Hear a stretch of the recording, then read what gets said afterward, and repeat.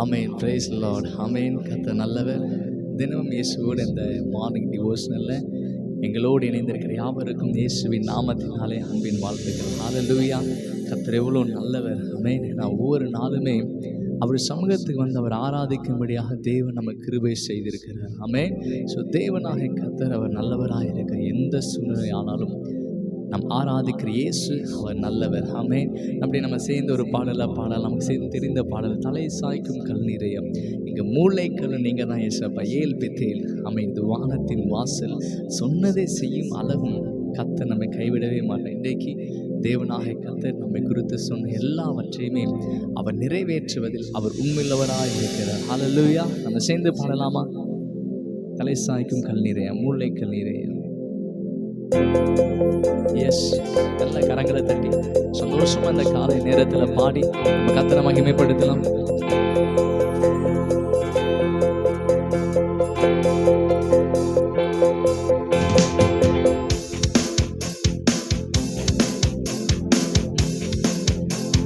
தலை சாய்க்கும் கல் நீரையா மூளைக்கல் நீரையா நான் நம்பி தலை சாய்க்கும் கல் நீரையா மூளைக்கல் நீரையா ஏல் பெத்தேல் இது வானத்தின் வாசல் ஏசையா ஆசீர்வாதத்தின் சேர்ந்து சொல்லாம ஏல் பெத்தேல் ஏல் பெத்தேல் இது வானத்தின் வாசல் ஏசையா ஆசீர்வாதத்தின் வாசல் தலை சாய்க்கும் கல் நீரையா மூளைக்கல் நீரையா நான் நம்பி தலை சாய்க்கும் கல் நீரையா மூளைக்கல் நீரையா மேற்கு கிழக்கு வடக்கு தெற்கு பரம்பு வாயின்றீரே பூமியின் துளை போல் சந்ததி பெருகும் என்று வாக்குரைத்தீரே மேற்கு கிழக்கு வடக்கு தெற்கு பரம்பு வாயின்றீரே பூமியின் துளை போல் சந்ததி பெருகும் என்று வாக்குரைத்தீரே சொன்னதை செய்யும் அளவும் என்னை கைவிடவே மாட்டேன் எனக்கு சொன்னதை செய்யும் அளவும் என்னை கைவிடவே மாட்டேன் சொல்லாம் எனக்கு சொன்னதை செய்யும் அளவும் என் தேவனாகிய கர்த்தர் எனக்கு நம்முடைய வார்த்தையினால் சொன்னதை செய்யும் அளவும் நம்முடைய கரங்களை நான் நிறைவேற்ற வல்லவர் என்று சொல்லி நல்ல சத்தத்தை உயர்த்தி சொன்னதை செய்யும் அளவும் என்னை கைவிடவே மாட்டேன் எனக்கு சொன்னதை செய்யும் அளவும் என்னை ஒரு நாளும் கைவிடவே மாட்டியல் பெத்தேன் ஏல் பெத்தேன் இது வானத்தின் வாசல் ஏசையா ஆசீர்வாதத்தின் வாசல் ஏல் பெத்தேன் ஏல் பெத்தேன் இது வானத்தின் வாசல் ஏசையா ஆசீர்வாதத்தின் வாசல் செல்லும் இடமெல்லாம் என்னோடு இருந்து என்னை கனப்படுத்துவீர் தகப்பன் தேசத்துக்கு திரும்பும் வரையில் என்னை காப்பாற்றுவீர் செல்லும் இடமெல்லாம் என்னோடு இருந்து என்னை கனப்படுத்துவீர் தகப்பன் தேசத்துக்கு திரும்பும் வரையில் என்னை காப்பாற்றுவீர் சொன்னதை செய்யும் அளவும் என்னை கைவிடவே மாட்டீர் எனக்கு சொன்னதை செய்யும் அளவும் என்னை கைவிடவே மாட்டி செய்து சுலப சொன்னதை செய்யும் அளவும் என்னை கைவிடவே மாட்டி ஏல் பெத்தேன் இது வானத்தின் வாசல் ஏசையா ஆசீர்வாதத்தின் வாசலில் பெத்தேன் ஏல் பெத்தேன் ஏசையா ஏசையா ஆசீர்வாதத்தின் வாசல் ஆசீர்வாதத்தின் வாசல். ஹல்லேலூயா ஆமென். சேர்ந்து சத்தத்தை உயர்த்தி சொன்னதை செய்யும் அளவும் என்னை கைவிடவே மாட்டி. எத்தனை பேரால விசுவாசத்தோடு சொல்ல முடியும்? எனக்கு சொன்னதை செய்யும் அளவும் என்னை கைவிடவே மாட்டார். ஆமென். நம்மை கைவிடாத நல்ல தகப்பனவர், நம்மை கைவிடாத தேவனை, அப்பா சொன்னதை செய்யும் அளவும் என்னை கைவிடவே மாட்டேன், என்னை கைவிட மாட்டேன் ஆண்டவரே. அப்பா நீர் வார்த்தையினால சொன்னதை உடைய கரங்களில் நான் நிறைவேற்ற வல்லவன். அப்பாவை பார்த்து சொல்லாம சொன்னதை செய்யும் அளவும் என்னை கைவிடவே மாட்டே, எனக்கு சொன்னதை செய்யும் அளவும் என்னை கைவிடவே மாட்டே, என்னை கைவிடவே மாட்டீரே. அப்பா எங்களை சொன்னதே செய்யும் அளவு கர்த்தர் கைவிடாமல் இருக்கிறதுக்காக உமக்கு நன்றி. இயேசுவின் நாமத்தை ஜெபிக்க நல்ல பிதாவே, amen amen. Praise God. So நல்லா நம்ம வொர்ஷிப் பண்ணணும். அவர் நமக்கு சொன்னதை செய்யும் அளவும் கர்த்தர் நம்மை கைவிடாமல். எத்தனை பேர் அந்த நிச்சயத்துக்குள்ள அந்த சந்தோஷத்தில் இருக்கிறீங்க?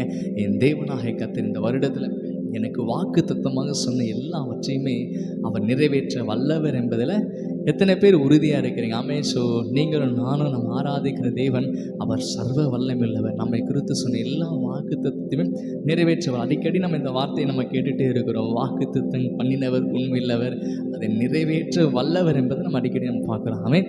ஸோ இந்த நேரத்தில் கூட நம்ம ஒரு சங்கீத பகுதி நம்ம தியானம் செய்ய போகிறோம். ஸோ இனி வரும் நாட்களில் நம்ம இந்த மார்னிங் டிவோஷனில் நம்ம ஒவ்வொரு பகுதிகளையும் நம்ம தியானம் செய்ய போகிறோம். ஸோ தியானிக்க போகிறோம். எப்படின்னு சொல்லி பார்த்தீங்கன்னா, இவ்வளோ நாள் பார்த்தீங்கன்னா ஒரு வசனத்தை வச்சு நம்ம பேசிகிட்டு இருந்தோம். ஒரு வசனத்தை வச்சு ஸோ அந்த வாக்கு தத்தமான வார்த்தைகள், சில நேரத்தில் ஆலோசனைகள், ஸோ அப்படி சில காரியங்கள் நம்ம பார்த்தோம். இனி வரும் நாட்களில் சங்கீத பகுதி, சங்கீதம் 1, சங்கீதம் 2, சங்கீதம், ஸோ தொடர்ந்து 150 சங்கீதம் இருக்குது. ஸோ வேதாகமத்தில் ஸோ அந்த 150 சங்கீதத்தை ஒவ்வொரு நாள் நம்ம பார்க்க போகிறோம். சில சங்கீதங்கள்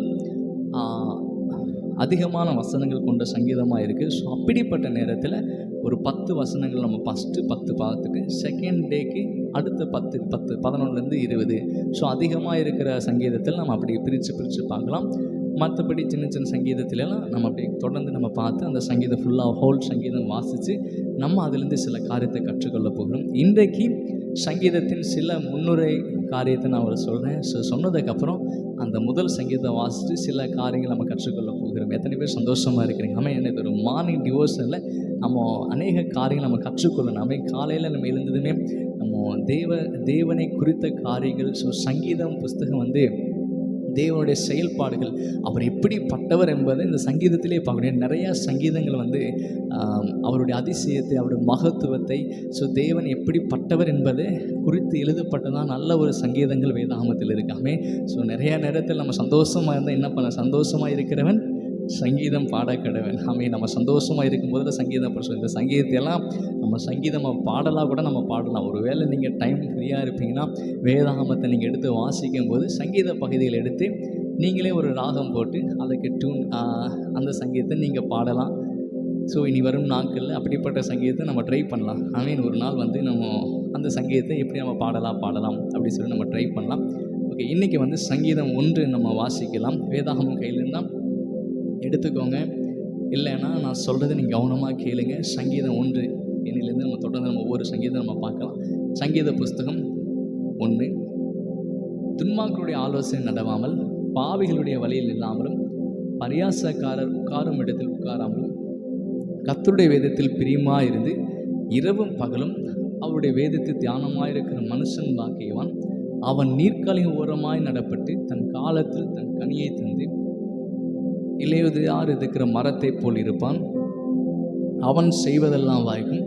துன்மார்க்கரோ அப்படி இராமல் காற்று பறக்கடிக்கும் பதரை போல் இருக்கிறார்கள். ஆகையால் துன்மார்க்கர் நியாய தீர்ப்பிலும் பாவிகள் நீதிமான்கள் சபையிலும் நிலை நிற்பதில்லை. கர்த்தர் நீதிமான்களின் வழியை அறிந்திருக்கிறார், துன்மார்க்கரின் வழியோ அழியும். ஆமென், ஹல்லேலூயா.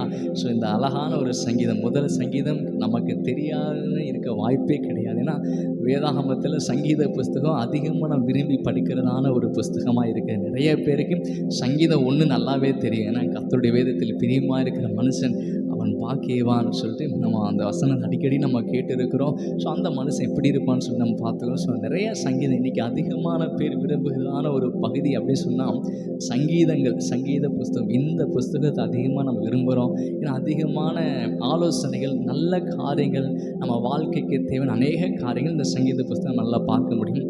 ஓகே, இந்த சங்கீதம் பார்த்திங்கன்னா பரிசுத்த ஆவியானவரே இதுக்கு நல்ல ஒரு ஆசிரியராக இருந்து, ஸோ பரிசுத்த ஆவியான நல்ல ஒரு ஆசிரியராக இருந்து தேவ மனிதர்கள் கொண்டு ஆவியான அவங்களுக்குள்ள ஏவுகிறபடி அவங்க எழுதிக்கிறாங்க. ஸோ அநேக சங்கீதங்கள் தாவீது எழுதியிருக்காரு. நம்முடைய வேதாகமத்தில் இந்த சங்கீதம் 150 சங்கீதம் இருக்குது. ஸோ பெரிய சங்கீதம் சொல்லி பார்த்தீங்கன்னா சங்கீதம் 199 தான் நிறைய வசனங்களை கொண்ட சங்கீதமாக இருக்குது. ஸோ சங்கீதம் பகுதியில் சங்கீதம் வந்து நம்ம பரலோக ராஜ்யத்துக்கு நேராக நம்ம நடத்துகிறதா இருக்குது. உலக காரியங்களை மறந்து தேவனுக்கு ஏற்ற காரியத்தில் அதிகமாக தேவனை தேடுகிற இருதயமாக நம்ம மாற்றுகிறதா இருக்கிறது.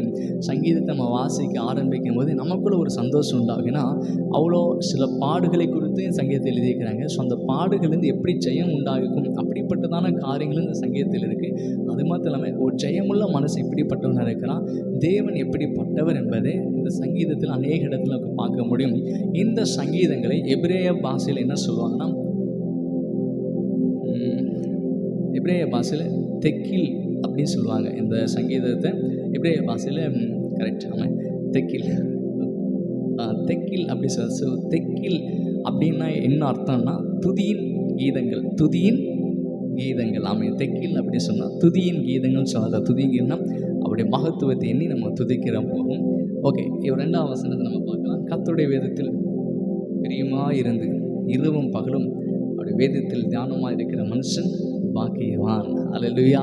ஸோ இந்த 2ஆம் வசனத்தில் நம்ம அதிகமாக விரும்புகிற காரியம் கர்த்தருடைய வேதத்தில் நமக்கு ஒரு பிரியம் உண்டாகணும். எத்தனை பேர் ஆமென்னு சொல்லுங்கள்? தேவ வசனத்தை தியானிக்கல, படிக்கிறதுல நமக்கு ஒரு பிரியம் உண்டாக வேண்டும். ஸோ வேதம் வந்து நம்ம கையில் சும்மா வரல. பைபிள் நம்ம கையில் இருக்கிற வேதாகம் வந்து அநேக பேர் இந்த ஹீப்ருலேருந்து நம்முடைய வேதாகம் எபிரேய பாஷையிலேருந்தும் கிரேக்க பாஷையிலேருந்து மொழிபெயர்க்கப்பட்டிருக்குது. ஸோ மொழிபெயர்க்கும் போது நிறைய தடைகள் வந்திருக்குது. ஸோ ஷீகன் பால்க்கு முதலாக தமிழில் ட்ரை பண்ணார். ஸோ அதுக்கப்புறம் நிறைய பேர் வில்லியம் கேரி, ஸோ அப்படி ஒவ்வொருத்தராக வந்து வேதாகமத்தை டிரான்ஸ்லேஷன் பண்ணி நமக்கு வந்து வேதாகமாக நம்ம கிடச்சிது. ஸோ இது வெளியேற பெற்ற ஒரு புஸ்தகம். இந்த புஸ்தகம் வந்து ஜீவனுள்ள வார்த்தைகள் எழுதப்பட்டு, ஜீவனுள்ள தேவனுடைய வார்த்தைகள் எழுதப்பட்டு, எந்த மனுஷன் இந்த வார்த்தையை நம்பி இந்த வார்த்தையை எனக்கான வார்த்தை விசுவாசித்து அதை நாவினால் அறிக்கை செய்து அப்படி வாழ்றானோ அவன் வாழ்க்கையில் நிச்சயம் ஆசீர்வாதம், அவங்க வாழ்க்கையில் நிச்சயம் நன்மை உண்டாக இருக்கும். அவங்க வாழ்க்கையில் இந்த வேதம் நிச்சயம் கிரியை செய்கிறதா இருக்குது. அதே போல தான் இந்த வேதத்தை குறித்தான நமக்கு ஒரு தாகம் உண்டாக வேண்டும். இந்த வேதத்தின் மீது நமக்கு ஒரு பற்றுதல் காணப்படணும். ஹல்லேலூயா. எங்கள் சபையெல்லாம் ஒரு தீர்மானம் எடுத்தாங்கன்னா டிசம்பருக்குள்ளே ஒரு வேதாகம் ஃபுல்லாக நம்ம படித்து முடிச்சிடணும்னு சொல்லிட்டு, டிசம்பருக்குள்ளே. அப்போ ஜனவரி டு டிசம்பர் வரைக்கும் நமக்கு ரொம்ப டைம் இருக்குது. ஸோ இதுக்குள்ளே நம்ம ஒரு வேதாகமத்தை பைபிள் படித்து முடிக்கணும்னு சொல்லிட்டு சபையில் வந்து சில ஆலோசனைங்க பாஸ்ட்டு கொடுத்துருந்தாரு. ஸோ நிறைய பேர் முடித்தாங்க, நிறைய பேர் இன்னும் கொஞ்சம் மெதுவாக படிச்சுட்டே இருக்கிறாங்க. சிலர் முடித்தாங்க, சிலர் இன்னும் முடிக்கலை. ஸோ ஆனாலும் வந்து நம்ம வேதத்து மேலே ஒரு பிரியம் உண்டாயிருக்கும். ஹல்லேலூயா. ஸோ வேதத்தை நம்ம ஈஸியாக நம்மளால் படிக்க முடியும். கிட்டத்தட்ட ஒரு 72 மணி நேரம் நம்ம தொடர்ந்து வேதாகமத்தை படித்தாவே ஹோல் பைபிள் நம்ம படித்து முடிச்சிடலாம். ஸோ நம்ம தொடர்ந்து வாசிப்பு, இது ஒரு வாசிப்பு திட்டம். தியானம்ங்கிறது வேறு, வாசிப்புங்கிறது வேறு. நீங்கள் வேதத்தை வாசிக்கணும்னு விருப்பப்பட்டீங்கன்னா தொடர்ந்து நீங்கள் வேதாகமத்தை படிச்சுட்டே இருந்தால் ஒரு 3 அல்லது 4 நாளுக்குள்ளே நீங்கள் வேதாகமத்தை முடிச்சிடலாம். அல்லது ஒரு வாரம் நீங்கள் டைம் எடுத்து முடிக்கலாம். அல்லது நீங்கள் என்ன பண்ணலாம், 3 மாதம் டைம் பிரிச்சுக்கோங்க. 3 மாதத்தில் ஹோல் பைபிள் நான் படிக்கிறேன், அல்லது 6 மாதம் நான் பைபிள் ஃபுல்லாக முடிக்கிறேன், இல்லைன்னா 1 வருஷம் ஃபுல்லாக. ஸோ நிறைய வாசிப்பு திட்டங்கள்லாம் நமக்கு தெரியும். ஸோ நிறைய ஆப்பெல்லாம் இருக்குது. நீங்கள் டெய்லி இவ்வளோ வசனத்தை வாசித்தா உங்களால் 1 வருஷத்துக்கு, இல்லை 6 மாதம், இல்லை 3 மாதம், இல்லை ஒரு மாதம் நீங்கள் வேதாகமத்தை முடிக்கலாம்னு சொல்லப்பட்டு நமக்கு தெரியும். ஸோ இந்த நேரத்தில் கூட அவருடைய வேதத்தின் மீது நமக்கு ஒரு பிரியம் உண்டாகும். அது மாத்திரம் இல்லாமல் இரவும் பகலும் அவருடைய வேதத்தை தியானமாக இருக்கிற மனுஷன் எல்லா சூழ்நிலையுமே அவருடைய வேதத்தில் தியானமாக இருக்கணும். ஏன்னா நம்ம வாழ்க்கையோட சம்மந்தப்பட்டது தான் இந்த வேதாகம். ஏதோ வேதம் வேறு அப்படின்லாம் கிடையாது, நம்ம வாழ்க்கை வேறு அப்படி கிடையாது. நம்ம வாழ்க்கையே இந்த வேதத்தில் தான் இருக்குது. நம்ம வாழ்க்கை ஃபுல்லாகவே இந்த வேதத்தில் தான் காணப்படுது. இந்த வேதத்தை நம்ம எடுத்து வாசிக்கும்போது நம்ம வாழ்க்கை எப்படிப்பட்ட வாழ்க்கை நம்ம வாழணும், இந்த சூழ்நிலை இக்கட்டான நேரத்தில் நம்ம என்ன செய்யணும்னு சொல்லிட்டு நம்முடைய வாழ்க்கைக்கு தேவையான சகல காரியம் இந்த வேதாகமத்தில் இருக்குது. ஸோ இதில் நம்ம தியானமாக இருக்கும்போது, இதில் கவனமாக நம்ம இருக்கும்போது அந்த மனுஷன் எப்படிப்பட்டவனாக இருப்பான்னு சொல்லிட்டு இந்த 3ஆம் வசனம் அழகாக சொல்லுது பாருங்கள். நீர்க்காலியின் ஓரமாய் நடப்பட்டு தன் காலத்தில் தன் கனியை தந்து இலையுதிராது இருக்கிற மரத்தை போல் இருப்பான். நீர்க்காலின் ஓரம்னா நமக்கு நல்லா தெரியும். நீர்க்கால்கள், இந்த ஆற்று தண்ணீர் போகிற அந்த இடமெல்லாம் பார்த்திங்கன்னா அந்த பக்கத்தில் எல்லாமே செழிப்பாக இருக்கும். ஸோ அப்படிப்பட்ட ஓரமாய் நடப்பட்டு தன்னுடைய காலத்தில் இந்த சீசனுக்கு ஏற்றபடி கனியை தந்து இலையுதிராது அப்படின்னு சொன்னால் வறுமையே இல்லாத ஒரு ஆசீர்வதிக்கப்பட்ட ஒரு வாழ்க்கை தான். ஸோ வேதத்தில் நம்ம தியானமாக இருப்பது அவசியம். ஏன்னா தேவனுடைய வார்த்தை மீது நம்மளுக்கு ஆர்வம் காணப்படணும். தேவனுடைய வார்த்தைகள் நம்ம வாழ்க்கையை மாற்றுகிறதா இருக்குது. ஸோ தேவனுடைய வார்த்தை மீது நம்ம ஆர்வமாக கவனமுள்ளவராக இருக்கும்போது நம்முடைய வாழ்க்கை ஆசீர்வாதமாக இருக்கும் என்பது இந்த சங்கீதம் நமக்கு வெளிப்படுத்துது. அது மாத்திரம் இல்லாமல் நமக்கு துன்மாக்களுடைய ஆலோசனை நடவாமல், பாவிகளுடைய வழி இல்லாமல், பரியாச உட்காரத்தை உட்காராமல், இப்படி ஸோ தேவனுக்கு பிரியமில்லாத இந்த காரியங்களெல்லாம் நம்ம செய்யாமல், இப்படி இதை செய்யாத, துன்மாக்களுடைய ஆலோசனை நடவாமல், பாவிகள் வழி இல்லாமல், பரியாச உட்காரத்தை உட்காந்து உங்கள் நேரத்தை அப்படின்னா நம்முடைய நேரத்தை வேஸ்ட் ஆக்காமல் தேவனுடைய வார்த்தையிலும் தேவ சமூகத்தில் நம்ம இருக்கும்போது அந்த மனிதனுடைய வாழ்க்கை எப்படிப்பட்டதாக இருக்கும், ஆசீர்வதிக்கப்பட்டதாக இருக்கும் என்பதை இந்த சங்கீதம் வெளிப்படுது. ஏன்னா நீதிமான்களின் வழியை கர்த்தர் அறிந்திருக்கிறார். இன்றைக்கு தேவனாகிய கர்த்தர் உங்களையும் என்னையும் அவர் நீதிமானாக வைத்திருக்கார். அது மாதிரி அவர் எதிர்பார்க்குற ஒன்று நம்ம தேவ சமூகத்தில் தேவ வார்த்தை மீது நம்ம தாகம் உள்ளவராகும். இந்த ஆண்டு நம்ம தேவனை தேடுகிற பிள்ளைகளாக இருக்க வேண்டும் என்பதை கர்த்தர் விரும்புகிறதான காரியம். நம்ம நேற்றை கூட பார்த்தோம், அவர் அவர்களை குறித்து சொன்ன எல்லா வார்த்தைகளையும் நிறைவேற்றுவார். ஹல்லேலூயா. ஸோ இன்றைக்கு தேவ வார்த்தை மீது நம்பிக்கையாக இருப்போம். வேதத்தை அதிகமாக நம்ம தியானம் செய்வோம். ஸோ வேதத்தை நம்ம தியானிக்கும் போது நம்ம வாழ்க்கையில் மிகுந்த ஆசீர்வாதம் உண்டாயிருக்கும். ஸோ வேதத்தை நீங்கள் தியானிக்க ஆரம்பிக்கும் போதே உங்கள் வாழ்க்கையில் இக்கட்டான சூழ்நிலை எப்படிப்பட்ட நெருக்கடி வந்தாலுமே அது எப்படி மேற்கொள்ள வேண்டும் என்பதை குறித்தான காரியங்களும் கர்த்தரே உங்களுக்கு போதிப்பார். எந்த மனுஷனும் உங்களுக்கு போதிக்க வேண்டியதே இல்லை. ஆவியானவர் வேதத்தை நீங்கள் வாசிக்கும் போது, நீங்கள் வேதத்தை எடுத்து பார்க்கும்போதே ஆவியான உங்களோட தெளிவாக பேசுவார். ஸோ இந்த நேரத்தில் ஒவ்வொரு நாளுமே வேதத்தை அதிகமாக தியானம் பண்ணுங்கள், வேதத்தை நேசிங்க. நம்ம பைபிளில் நம்ம கரங்களில் இருக்கிற வேதாகம் நம்ம கரத்துக்கு சும்மா வரல, அதை அதிகமாக நேசிங்க. அதில் எழுதப்பட்டதான ஒவ்வொரு வார்த்தையுமே சர்வ வல்லவருடைய வார்த்தை. அந்த வார்த்தை எனக்கானது நான் விசுவாசத்தை அறிக்கை செய்யும்போது என் வாழ்க்கையில் அது கிரியை செய்கிறதா இருக்கிறது. ஆமென். ஸோ உங்கள் வாழ்க்கையில் நிச்சயம் அந்த வார்த்தைகள் கிரியை செய்யும். ஸோ வேதாகமத்தை நேசித்து வேதர் வசனங்களை தியானித்து ஆசீர்வாதத்தை நம்ம சுதந்திரித்துக் கொள்ளலாம். நம்ம அப்படியே கண்களை மூடி நம்ம ஜெபிக்கலாம். இந்த நாளுக்காக நம்ம ஜெபிக்க போகிறோம். இந்த நாளை ப்ளஸ் பண்ண போகிறோம். இந்த நாள் நமக்கு நன்மையின் நாள், இந்த நாள் நமக்கு விடுதலையின் நாள், இந்த நாள் நமக்கு ஆசீர்வதிக்கப்பட்டதான நாள். ஆமென். ஸோ ஜெபிக்கலாம். ஆசீர்வாதத்துக்காக நம்ம ஜெபித்து நம்ம டிவோஷனில் முடிக்கலாம். தகப்பனே நன்றியோடு துதிக்கிறோம், சொதரிக்கிறோம். எங்களை நேசிக்கிற பரலோக தகப்பன், அப்போ இந்த நாளிலே வேதாகமத்தை குறித்து நாங்கள் கற்றுக்கொள்ள கர்த்தரின் கிருபை செய்யுங்க ஆண்டவரே. அப்போ இன்னும் உங்கள் வசனத்தின் மீது, உங்கள் வார்த்தை மீது தாகம் உண்டாகட்டும். அதை நாங்கள் உறுதியாக பற்றி கொண்டு உங்களுடைய நாமத்தை எப்பொழுதும் துதிக்க, உங்கள் நாமத்தை சோதரிக்கு உதவி செய்யுங்க. அப்பா எங்களுக்குள்ள கர்த்தர் பலத்த காரியங்களை செய்கிறதுக்காக நன்றி செலுத்தினோம். அப்போ இந்த நாளை இயேசுவின் நாமத்தை நாங்கள் ப்ளஸ் செய்கிறோம்.